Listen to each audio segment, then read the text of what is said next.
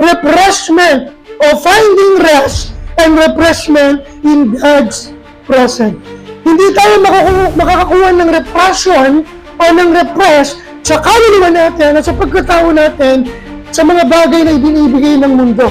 Kundi matatagpuan pa rin natin yung refresh ng ating mga kaluluwa, ng ating mga buhay. Kanino?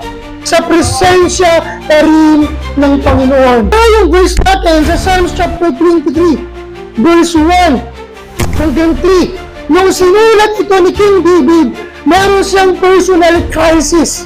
Okay? Bagamat meron siyang pinagdadaanan, he wrote, Psalms chapter 23, para maintindihan ng bawat Kristiyano na kung meron kang personal crisis, there's a personal Christ. Amen!